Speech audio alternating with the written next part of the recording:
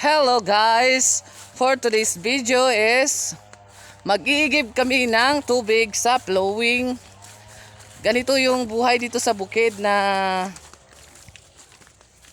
yung tubig na gagamitin mo kailangan mong paghirapan na kunin sa malayong na part ng or sa lugar mo kung saan ka nakatira dahil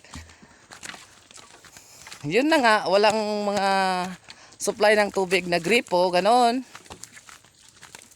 Swerte ka na kung merong flowing na malapit sa bahay mo or yung tinatawag na bomba.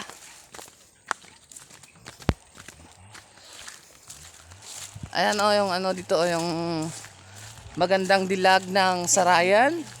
Si Melanie Agarcio. Search nyo na lang. Sa Facebook account niya. Nasaan na ba yung flowing? Ayan yung flowing. Ganito kalayo dito yung ano. Actually meron doon medyo malapit siya pero mahina yung kanyang agos ng tubig.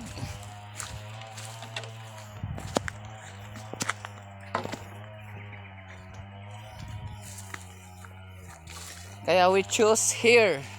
Dito dumaan kami sa may kanal. Ganyan, kanal. Kaya dapat maingat ka sa pag hakbang kasi yan na.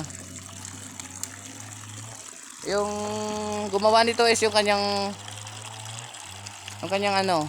yung pinsan ko na ugi niya daw na asawa. O diba, pinili niya, magwapo daw. Oh. Ayan na, mag-igib na ng tubig. Ganyan lang buhay dito. Oh. Medyo mahihain kasi yan siya kasi siyempre matagal siyang lumaki sa bukid. Charot! Huwag ka maniwala dyan, nagdidisco yan. Aray. Pagkatapos namin puno yung balde at saka yung 2 galon, 1 galon ng mineral at 1 galon ng tubig na ang tawag niyan. Basta 1 galon ng tubig, mga 5 liters yata ang 1 galon, di ba? Kung di ako nagkakamali, wag niyo naman akong Basta, alam ko 5 liters yung 1 galon. 1 galon, di ba 5 liters? Ay, yung isa yung putek. Oh, 5 liters nga yung 1 galon. Oh. Okay, bye!